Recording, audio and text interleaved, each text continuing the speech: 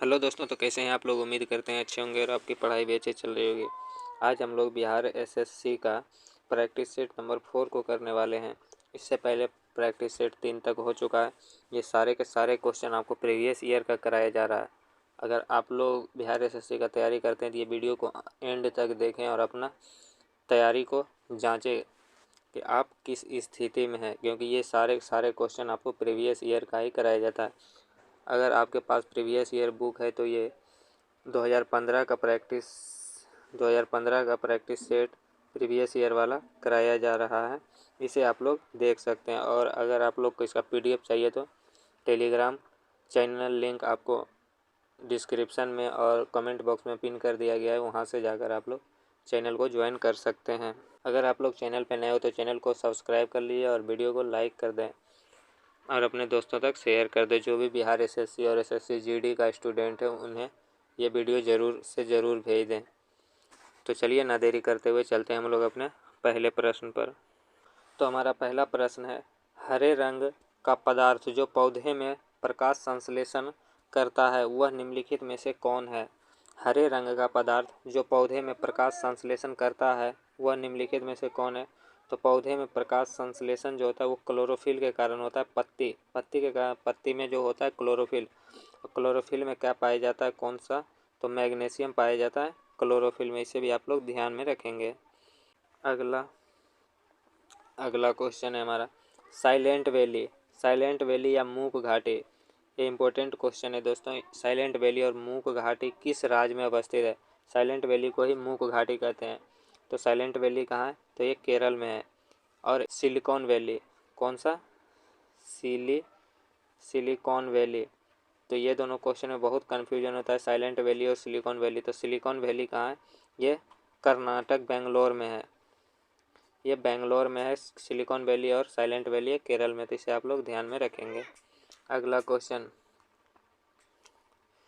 गोवा किस नदी के तट पर स्थित है। गोवा किस नदी पर अवस्थित है, तो ये मांडवी नदी के किनारे स्थित है गोवा। अगला क्वेश्चन,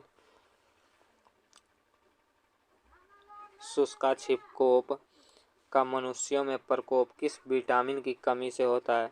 शुष्काछिकोप का मनुष्यों में प्रकोप किस विटामिन के कमी के कारण होता है, तो विटामिन डी की कमी के कारण होता है। विटामिन ए की कमी के कारण क्या होता है, तो नाइट ब्लाइंडनेस होता है, जिसे रतौंधी कहते हैं। विटामिन सी के कारण कौन सा होता है, तो इसके कारण होता है स्कर्विक रोग। अगला क्वेश्चन, विटामिन के कारण क्या होता है। विटामिन के कारण रक्त जम जाता है, यानी रक्त का थक्का किस विटामिन की कमी के कारण होता है, तो के कारण होता है। अगला क्वेश्चन देखते हैं। तो हमारा अगला क्वेश्चन है, प्रोटीन ऊर्जा कुपोषण का परिणाम है। प्रोटीन ऊर्जा कुपोषण का परिणाम है, तो ये बाल क्षय में मरासमस कहलाता है। मरासमस किसके कारण होता है, बाल अवस्था में मरासमस एक रोग होता है जो किसके कारण होता है, प्रोटीन के कारण होता है।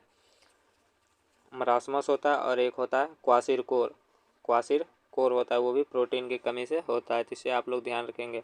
बेरी किसके कारण होता है, तो विटामिन B1 के कमी के कारण बेरी होता है। रिकेट्स किसके कारण होता है, तो विटामिन डी के कारण रिकेट्स होता है। अगला क्वेश्चन देखते हैं। तो हमारा अगला क्वेश्चन है, निम्नलिखित में से किस स्थान पर जी गुरुत्वाकर्षण का मान सर्वाधिक होता है। निम्नलिखित में से किस स्थान पर गुरुत्वाकर्षण छोटी जी का मान सबसे अधिक होता है, तो ये होगा अंटार्कटिका कैंप में। अगला क्वेश्चन, अगला है, शरीर के किस अंग की खराबी से मधुमेह रोग का प्रकोप होता है। शरीर में किस अंग की खराबी के कारण मधुमेह रोग का प्रकोप होता है, तो ये पैनक्रियाज या अग्न्याशय में ही पैनक्रियाज पाया जाता है, जहाँ से पैनक्रियाज के बीटा कोशिका होता है, बीटा सेल होता है। अब बीटा सेल से ही इंसुलिन स्रावित होता है, जिसकी कमी के कारण मधुमेह रोग हो जाता है। अगला क्वेश्चन, अगला है, इबोला क्या है। तो इबोला एक वायरस है। अगला क्वेश्चन, घेंघा रोग आयोडीन की कमी के कारण होता है। यह निम्न में से किस क्षेत्र में व्याप्त हो सकता है? तो ये पहाड़ी क्षेत्र में व्याप्त हो सकता है। अगला क्वेश्चन, विटामिन ए का मुख्यतः कहाँ संग्रहित होता है? विटामिन ए मुख्यतः कहाँ संग्रहित होता है, मतलब जमा कहाँ होता है विटामिन ए? तो ये होता है यकृत में जमा होता है। अगला क्वेश्चन है हमारा, मादा क्यूलेक्स मच्छर निम्नलिखित में से किस रोग की वाहक है? मादा क्यूलेक्स मच्छर, तो ये फाइलेरिया की वाहक है मादा क्यूलेक्स मच्छर। मलेरिया की कौन है? तो मादा एनाफिलीज है। मादा एनाफिलीज है। कौन सा? मादा एनाफिलीज। मादा एनाफिलीज के कारण मलेरिया होता है और मादा क्यूलेक्स के कारण फाइलेरिया होता है। इसे आप लोग ध्यान में रखेंगे। अगला क्वेश्चन है हमारा, समदाब रेखाएं निम्नलिखित में से किसको प्रदर्शित करती है? समदाब नाम से ही पता चल रहा है समदाब, तो इसका सही आंसर हो जाएगा समान वायुमंडलीय दबाव। दबाव से आप लोग समदाब याद रखेंगे। इसका सही आंसर हो जाएगा वायुमंडलीय दबाव। अगला क्वेश्चन, इनमें से कौन सी नदी कच्छ के रन में समाहित होती है? इनमें से कौन सी नदी कच्छ के रन में समाहित होती है, मतलब कच्छ के रन में गिरती है? तो वो लूनी नदी है। और कच्छ का रन जो है ये कहाँ है? तो ये है गुजरात में। इसे भी आप लोग ध्यान में रखेंगे। कच्छ का रन कहाँ है? तो गुजरात में है। अगला क्वेश्चन, थायराइड ग्रंथि का स्थान कहाँ है? थायराइड ग्रंथि कहाँ पाया जाता है? तो ये गला में पाया जाता है थायराइड ग्रंथि। यकृत, इसे ये सबसे बड़ी ग्रंथि है। सबसे बड़ी ग्रंथि आपको पूछे तो इसका सही आंसर हो जाएगा यकृत, सबसे बड़ी। अगला क्वेश्चन, साधारण नमक का रासायनिक नाम निम्न में से क्या होता है? साधारण नमक का रासायनिक नाम क्या होता है? तो उसे सोडियम क्लोराइड कहते हैं। Sodium chloride NaCl। अगला क्वेश्चन, तारों का रंग निर्भर करता है। तारों का रंग निर्भर किस पर करता है? तो ये उसके तापमान पर निर्भर करता है तारे का रंग। अगला क्वेश्चन है, डॉक्टर नॉर्मन ई बोरलॉग किस देश से थे? डॉक्टर नॉर्मन ई बोरलॉग किस देश से थे? तो ये अमेरिका से थे। अमेरिका से। इसका संबंध किससे था? तो इसका संबंध था विश्व में हरित क्रांति का जनक। विश्व में हरित क्रांति का जनक किसे कहा जाता है? विश्व का हरित क्रांति का जनक तो डॉक्टर ई नॉर्मन बोरलॉग को ही कहा जाता है विश्व में। और अगर भारत में पूछे, भारत में हरित क्रांति का जनक, तो हो जाएगा स्वामीनाथन। स्वामीनाथन भारत के हरित क्रांति के जनक। अगला क्वेश्चन, अगला, आयोडीन टेस्ट का प्रयोग किसकी उपस्थिति जांचने के लिए होता है? आयोडीन टेस्ट का प्रयोग किसकी उपस्थिति जांचने के लिए होता है?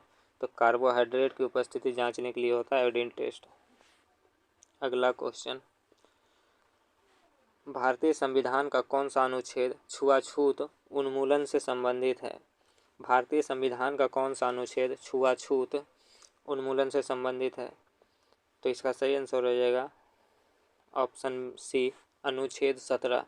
ये क्वेश्चन आपको कल भी कराया गया था अगला प्रैक्टिस सेट में, तो ये इम्पोर्टेंट क्वेश्चन है। इसको आप लोग ध्यान में रखेंगे। छुआछूत का अंत किस अनुच्छेद में है? तो 17 में है। और 18 में क्या है? तो इसमें कहा गया है उपाधियों का अंत। क्या कहा गया? उपाधियों का अंत, अनुच्छेद 18 में। अगला क्वेश्चन है, प्लास्टर ऑफ पेरिस का रासायनिक नाम क्या है? प्लास्टर ऑफ पेरिस का रासायनिक नाम क्या है? तो उसे कहते हैं calcium sulphate hemihydrate. Calcium sulphate hemihydrate plaster of Paris का रासायनिक नाम है। अगला क्वेश्चन है हमारा, निम्नलिखित में से गौ प्रजातियों में कौन सी प्रजाति देसी नहीं है? देसी नहीं है। निम्नलिखित में से गौ प्रजातियों में कौन सी प्रजाति देसी नहीं है? तो ये है Holstein Friesian. Holstein Friesian option A हो जाएगा सही आंसर, ये देसी नहीं है। अगला क्वेश्चन है, बिहार पंचायती राज अधिनियम में ग्राम पंचायत की अवधि 5 वर्ष के लिए निर्धारित है। इसकी गणना, बिहार पंचायती राज अधिनियम में ग्राम पंचायत की अवधि 5 वर्ष की निर्धारित है। इसकी गणना कब से की जाती है? इसकी गणना कि 5 वर्ष मतलब कब से स्टार्ट होता है? तो होता है पंचायत की पहली बैठक तिथि से जारी हो जाता है? पंचायत की पहली बैठक तिथि से ही स्टार्ट हो जाता है कि 5 वर्ष इसका कब होगा? अगला क्वेश्चन, तो हमारा अगला क्वेश्चन है, राज्यसभा के संदर्भ में निम्नलिखित में से कौन सा कथन सही है? राज्यसभा के संदर्भ में निम्नलिखित में से कौन सा कथन सही है? तो ये हो जाएगा ऑप्शन सी हो जाएगा सही आंसर। राज्य सूची के किसी विषय पर संसद कानून बना सकती है अगर राज्यसभा 2/3 बहुमत से पारित करे कि राज्य सूची का संदर्भगत विषय राष्ट्रीय महत्व का हो गया है। तो ये होगा इसका सही आंसर ऑप्शन सी। अगला क्वेश्चन देखते हैं। तो अगला क्वेश्चन है हमारा, राष्ट्रीय प्रतीकों के संबंध में नीचे दिए गए कथन में कौन सा कथन सही नहीं है? राष्ट्रीय प्रतीकों के संबंध में नीचे दिए गए कथन में कौन सही नहीं है? तो भारत का राष्ट्रीय ध्वज का चौड़ाई और लंबाई का अनुपात 2:3 होता है, ये बिल्कुल सही है। राष्ट्रीय झंडे के चक्र में औरों की संख्या औरों मतलब चक्र की संख्या 24 होती है, ये भी सही है। राष्ट्रीय प्रतीक क्या है? तो यह है अशोक स्तंभ। अशोक स्तंभ है राष्ट्रीय प्रतीक। ये लहरिया नंदनगढ़ के सिंह शीर्ष से लिया गया, तो ये गलत है। राष्ट्रीय प्रतीक अशोक स्तंभ को कहाँ से लिया गया? तो उसे सारनाथ से लिया गया। और सारनाथ कहाँ है? तो यूपी में है सारनाथ, उत्तर प्रदेश। अगला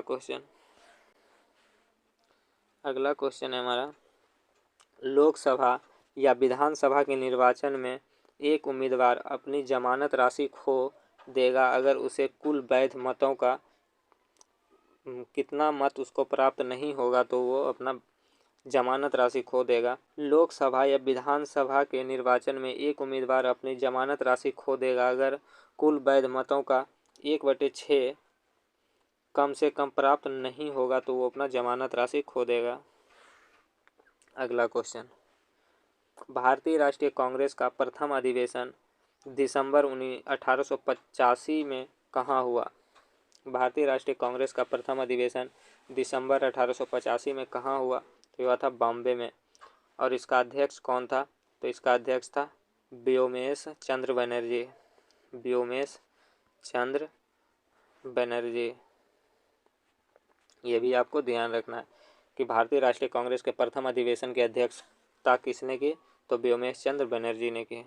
अगला क्वेश्चन, एक दल लोकसभा में विपक्षी दल होने का दावा करता है, इसके पास न्यूनतम कितने सांसद लोकसभा में होने चाहिए?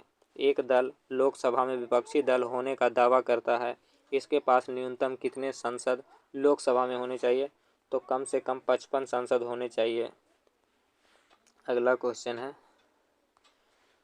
ग्राम पंचायत का कोई सदस्य हस्तलिखित आवेदन मुखिया को समर्पित कर त्यागपत्र दे सकता है। आवेदन समर्पित करने के कितने दिन बाद त्यागपत्र प्रभावी माना जाएगा? ग्राम पंचायत का कोई सदस्य हस्तलिखित आवेदन मुखिया को समर्पित कर त्यागपत्र दे सकता है। आवेदन समर्पित करने के कितने दिन बाद त्यागपत्र प्रभावी हो जाएगा? तो ये 7 दिन में प्रभावी हो जाएगा, ऑप्शन ए। अगला क्वेश्चन है हमारा, भारत में स्वतंत्रता के बाद प्रथम आम चुनाव कब संपन्न कराया गया? भारत में स्वतंत्रता के बाद प्रथम आम चुनाव कब संपन्न हुआ? तो ये हुआ था 1952 ईस्वी में। अगला क्वेश्चन है हमारा, मनरेगा योजना में प्रशिक्षित और अर्ध प्रशिक्षित मजदूरों के मजदूरी पर केंद्र और राज्य के व्यय का अनुपात क्या है? मनरेगा योजना में प्रशिक्षित और अर्ध प्रशिक्षित मजदूरों के मजदूरी पर केंद्र और राज्य के व्यय का अनुपात क्या है? तो वो है 75:25। 75:25। अगला क्वेश्चन, निम्नलिखित पंचवर्षीय योजना में कौन सी पंचवर्षीय योजना अनावृष्टि और 2 युद्धों के कारण प्रभावित हुई? निम्नलिखित पंचवर्षीय योजना में कौन सी योजना अनावृष्टि और 2 युद्धों के कारण प्रभावित हुई थी? तो वो थी तीसरी पंचवर्षीय योजना, ऑप्शन बी हो जाएगा करेक्ट आंसर। अगला, बिहार में किसान सभा के स्थापना किसके द्वारा की गई? बिहार में किसान सभा की स्थापना किसके द्वारा किया गया था? तो किया गया था स्वामी सहजानंद सरस्वती के द्वारा, स्वामी सहजानंद सरस्वती। अगला क्वेश्चन, 1860 में प्रकाशित नील दर्पण नील की खेती करने वालों की दुर्दशा चित्रित करता है। नील दर्पण के रचयिता कौन है? 1860 में हुआ था नील दर्पण का प्रकाशन। तो नील दर्पण के लेखक कौन है? तो नील दर्पण पुस्तक के लेखक दीनबंधु मित्र हैं, दीनबंधु मित्र हैं। अगला क्वेश्चन, नीचे दी गई कमेटियों में किसका संबंध पंचायती राज से है? नीचे दी गई कमेटियों में किसका संबंध पंचायती राज से है? तो वह बलवंत राय मेहता समिति का संबंध पंचायती राज से। और कौन सा? त्रिस्तरीय पंचायती राज, त्रिस्तरीय पंचायती राज का संबंध किससे है? बलवंत राय मेहता समिति। और द्विस्तरीय अगर आपसे पूछे द्विस्तरीय पंचायती राज का संबंध किससे? तो ये है अशोक मेहता समिति से, अशोक मेहता समिति से। अशोक मेहता समिति द्विस्तरीय और बलवंत राय मेहता समिति त्रिस्तरीय। इसे आप लोग को ध्यान रखना है। अगला क्वेश्चन, सामुदायिक विकास कार्यक्रम का सार था। सामुदायिक विकास कार्यक्रम का सार था तो वह था लोक भागीदारी, लोक भागीदारी, लोक भागीदारी सामुदायिक विकास कार्यक्रम का सार था। अगला, द्रोणाचार्य पुरस्कार किस क्षेत्र में दिया जाता है? तो द्रोणाचार्य पुरस्कार वो खेल प्रशिक्षण को दिया जाता है, मतलब क्रीड़ा प्रशिक्षण। क्रीड़ा मतलब होता है खेल, खेल प्रशिक्षण मतलब कोच, खेल कोच को दिया जाता है द्रोणाचार्य। और खिलाड़ी को कौन सा पुरस्कार दिया जाता है? तो उसे अर्जुन अवार्ड दिया जाता है, अर्जुन पुरस्कार दिया जाता है खिलाड़ी को। अगला क्वेश्चन, राष्ट्रीय खेल दिवस 29 अगस्त को मनाया जाता है, यह निम्नलिखित में से किससे संबंधित है? राष्ट्रीय खेल दिवस 29 अगस्त को मनाया जाता है, यह निम्नलिखित में से किससे संबंधित है? तो ये मेजर ध्यानचंद से संबंधित है। मेजर ध्यानचंद का जन्म 29 अगस्त को हुआ था, इसलिए इसके जन्म दिवस पर खेल दिवस मनाया जाता है। और मेजर ध्यानचंद को क्या कहा जाता है? तो इसे हॉकी का जादूगर कहा जाता है, हॉकी का जादूगर कहा जाता था मेजर ध्यानचंद को। तो ये सब बात भी आपको ध्यान रखना है। अगला क्वेश्चन, मैग्सेसे पुरस्कार रेमन मैग्सेसे के नाम पर दिया जाता है, वे किस देश के राष्ट्रपति थे? मैग्सेसे पुरस्कार रेमन मैग्सेसे के नाम पर दिया जाता है, वे किस देश के राष्ट्रपति थे? तो वो फिलीपींस के राष्ट्रपति थे। रेमन मैग्सेसे पुरस्कार को एशिया का नोबेल पुरस्कार भी कहा जाता है। एशिया का नोबेल पुरस्कार किसे कहा जाता है? तो रेमन मैग्सेसे पुरस्कार को कहा जाता है। अगला, फीफा वर्ल्ड कप 2022 का आयोजन किया जाएगा। फीफा वर्ल्ड कप 2022 का आयोजन कहाँ किया गया था? तो वो कतर में किया गया था। अगला क्वेश्चन, सहारा रेगिस्तान किस महाद्वीप में अवस्थित है? सहारा मरुस्थल किस महाद्वीप में स्थित है? तो ये अफ्रीका महाद्वीप में है सहारा मरुस्थल। अगला, डुरंड कप किस खेल से संबंधित है? डुरंड कप किस खेल से संबंधित है? तो ये फुटबॉल से संबंधित है डुरंड कप। अगला क्वेश्चन, निम्नलिखित में से 2014 का शांति का नोबेल पुरस्कार किसे प्रदान किया गया था?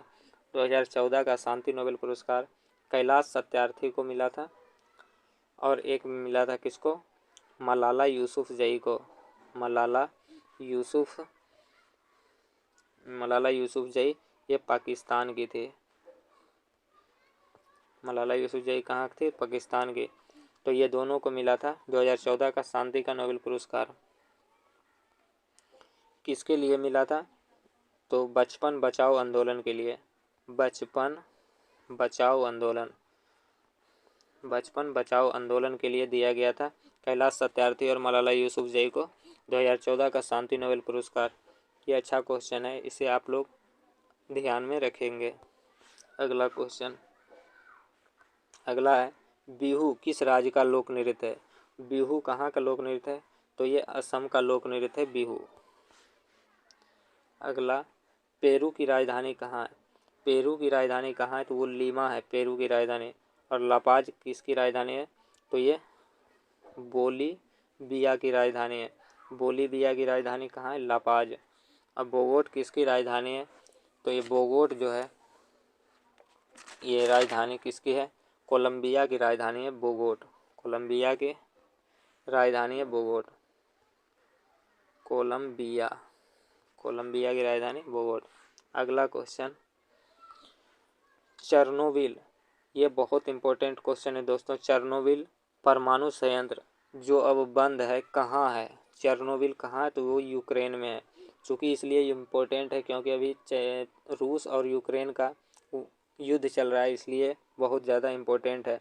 और यूक्रेन में जो फंसे थे हमारे भारतीय, तो उसको यूक्रेन से लाने के लिए कौन सा ऑपरेशन चलाया गया था? तो चला गया था ऑपरेशन गंगा। ऑपरेशन गंगा, इसे भी आप लोग ध्यान में रखेंगे। अगला क्वेश्चन, और जापान की मुद्रा क्या है? तो जापान की मुद्रा है येन। येन जापान की मुद्रा है। युवान कहाँ की मुद्रा है? तो ये चीन की मुद्रा है। युवान या रेमनबी, रेमनबी, ये दोनों चीन की मुद्रा है, युवान और रेमनबी। अगला क्वेश्चन, निम्नलिखित में से किस चक्रवात ने भारत के पूर्व तट को प्रभावित नहीं किया? निम्नलिखित में से किस चक्रवात ने भारत के पूर्वी तट को प्रभावित नहीं किया? तो ये नीलोफर कौन सा चक्रवात था? तो नीलोफर चक्रवात भारत के पूर्वी भाग को प्रभावित नहीं किया। अगला क्वेश्चन है, train to Pakistan, train to Pakistan पुस्तक के लेखक कौन है? ट्रेन टू पाकिस्तान पुस्तक के लेखक कौन है? तो ये खुशवंत सिंह, खुशवंत सिंह। अगला question, wings of fire, wings of fire पुस्तक के लेखक कौन है? तो यह है Abdul Kalam, Abdul Kalam Azad wings of fire के लेखक हैं। अरुंधति राय की पुस्तक कौन है? तो एक God of small thing, God of small thing, ये अरुंधति राय की पुस्तक है। अगला क्वेश्चन, भारत की खोज, भारत की खोज पुस्तक अहमदनगर किले जेल में कारावास के दौरान लिखी गई थी। ये इसके राइटर कौन थे? भारत की खोज पुस्तक के राइटर कौन थे? तो वो थे Jawaharlal Nehru. Discovery of India. Subhash Chandra Bose की पुस्तक का क्या नाम था? सुभाष चंद्र बोस की, तो इसका नाम था इंडियन स्ट्रगल, इंडियन स्ट्रगल, इसे भी आप लोग ध्यान रखेंगे। स्वामी विवेकानंद महात्मा गांधी की पुस्तक माई एक्सपेरिमेंट विथ ट्रुथ, सत्य के साथ मेरा प्रयोग, हिंद स्वराज। तो अगला क्वेश्चन देखते हैं, कौन सा देश sugar bowl of the world के रूप में जाना जाता है? Sugar bowl of the world मतलब चीनी का कटोरा, चीनी का कटोरा के नाम से कौन से देश को जाना जाता है? तो क्यूबा को जाना जाता है चीनी के कटोरा के नाम से। सबसे अधिक कॉफ़ी कहाँ पाया जाता है? तो ये ब्राज़ील में पाया जाता है सबसे अधिक कॉफ़ी। अगला क्वेश्चन, जल का घनत्व किस तापमान पर सबसे अधिक होता है? जल का घनत्व सबसे अधिक किस तापमान पर होता है? तो वो 4 डिग्री सेंटीग्रेड पर सबसे अधिक होता है। और बर्फ़ जमने कहाँ लगता है, पानी किस सेंटीग्रेड पर जमने लगता है? तो वो 0 डिग्री सेंटीग्रेड पर पानी जमने लगता है। अगला क्वेश्चन, संयुक्त राष्ट्र महासंघ का गठन किस वर्ष हुआ? संयुक्त राष्ट्र महासंघ का गठन किस वर्ष हुआ? तो ये 1945 में हुआ था। और इसका डेट भी याद रखिएगा, 24 अक्टूबर, 24 अक्टूबर 1945। और इसलिए 24 अक्टूबर को संयुक्त राष्ट्र संघ दिवस मनाया जाता है। तो 1919 की घटना, जालियांवाला बाग हत्याकांड 1919 में हुआ था। अगला क्वेश्चन देखते हैं, जालियांवाला बाग हत्याकांड में किस अंग्रेज की ओर से कौन सी कमेटी का गठन किया गया था? तो ये हंटर आयोग का गठन किया गया था अंग्रेज की ओर से। और भारत की ओर से किस कमेटी का गठन किया गया था? तो ये मदन मोहन मालवीय कमेटी का गठन किया गया था भारत की ओर से। और अंग्रेज की ओर से किया गया था हंटर आयोग का गठन, जिसने यह स्पष्ट कर दिया कि अंग्रेज निर्दोष हैं। अगला क्वेश्चन देखते हैं, तो अगला क्वेश्चन है हमारा, भारत की आज़ादी के समय भारत का वायसराय कौन था? भारत के आज़ादी के समय भारत का वायसराय कौन था? तो थे माउंटबेटन। माउंटबेटन आज़ादी के समय भारत का वायसराय था। अगला क्वेश्चन देखते हैं। तो अगला क्वेश्चन है हमारा, कौन सा ICS अधिकारी भारतीय राष्ट्रीय कांग्रेस के 1885 में गठन में शामिल रहा? कौन सा ICS अधिकारी भारतीय राष्ट्रीय कांग्रेस के गठन में शामिल रहा? तो वो था A.O. ह्यूम। A.O. ह्यूम, इसे ही कांग्रेस का संस्थापक भी कहा जाता है। कांग्रेस का संस्थापक किसे कहा जाता है? तो A.O. ह्यूम को कहा जाता है कांग्रेस का संस्थापक। कब हुआ था कांग्रेस की स्थापना? तो ये 1885 ईस्वी में कांग्रेस का स्थापना हुआ। अगला क्वेश्चन देखते हैं, म्यांमार की राजधानी कहाँ है? तो म्यांमार की राजधानी नायपीता है। नायपीता है म्यांमार की राजधानी। तमस। तमस उपन्यास के लेखक कौन है? तो तमस उपन्यास के लेखक हैं भीष्म सहनी। कौन है? भीष्म सहनी। अगला, किस खिलाड़ी को प्रथम राजीव गांधी खेल रत्न पुरस्कार प्रदान किया गया था? किस खिलाड़ी को प्रथम राजीव गांधी खेल रत्न पुरस्कार प्रदान किया गया था? तो विश्वनाथ आनंद को प्रथम राजीव गांधी खेल रत्न पुरस्कार दिया गया था। और वर्तमान में राजीव गांधी खेल रत्न पुरस्कार का नाम बदलकर क्या कर दिया गया? तो इसे कर दिया गया है मेजर ध्यानचंद पुरस्कार। मेजर ध्यानचंद पुरस्कार कर दिया गया राजीव गांधी। और इसमें कितनी राशि इनामी तौर पर दिया जाता है? तो 25 लाख राशि इनामी तौर पर दिया जाता है। ये सब भी आपको ध्यान में रखना है। अगला क्वेश्चन, भारतीय आज़ादी के समय इंग्लैंड का प्रधानमंत्री कौन था? भारत के आज़ादी के समय इंग्लैंड का प्रधानमंत्री कौन था? तो वो था क्लीमेंट एटली। क्लीमेंट एटली था ब्रिटेन का प्रधानमंत्री। इसका कार्यकाल कब से कब तक था? तो 1945 से 1951 तक इसका कार्यकाल रहा था।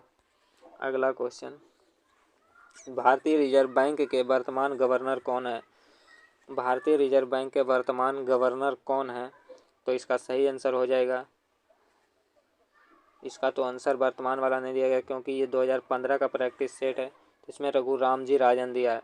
लेकिन 2023 के अनुसार इसका जो भारतीय रिजर्व बैंक RBI का गवर्नर है वो है शक्तिकांत दास। कौन है? शक्तिकांत दास, जो कि 25वें नंबर के गवर्नर हैं। तो इसे आप लोग ध्यान रखेंगे। शक्तिकांत दास वर्तमान में RBI के गवर्नर हैं। अगला क्वेश्चन, भारतीय राष्ट्रीय महिला आयोग की वर्तमान अध्यक्ष कौन है? भारतीय राष्ट्रीय महिला आयोग की वर्तमान अध्यक्ष कौन है?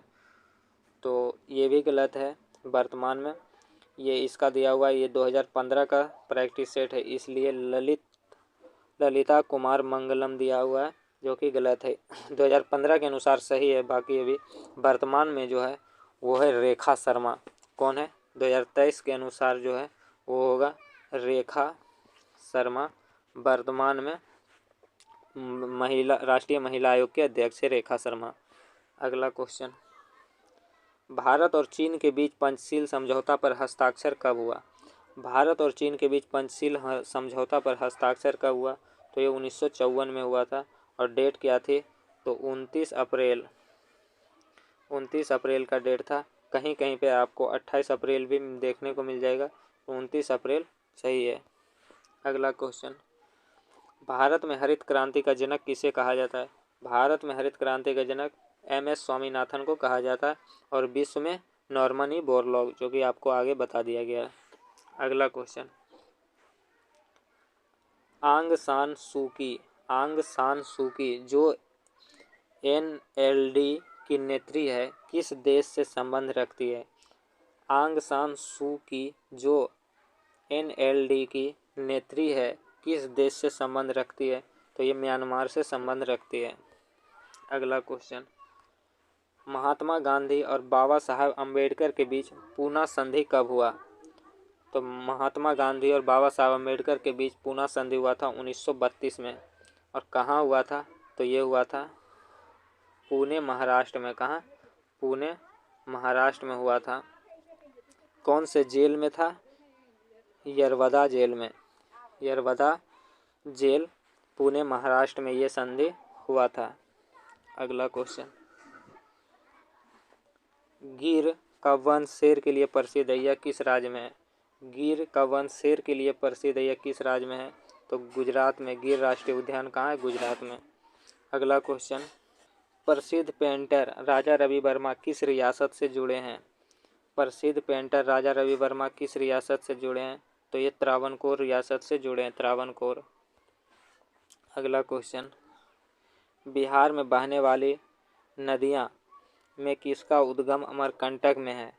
बिहार में बहने वाली नदियाँ में किसका उद्गम अमरकंटक में है? तो ये सोन नदी का उद्गम अमरकंटक में है। ये था हमारा आज का प्रीवियस ईयर का सारा क्वेश्चन जो कि 2015 में पूछा गया है।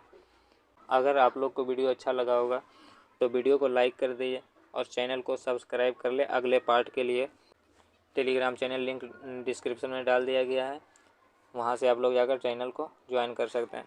चलिए मिलते हैं फिर अगले वीडियो में, तब तक के लिए जय हिंद।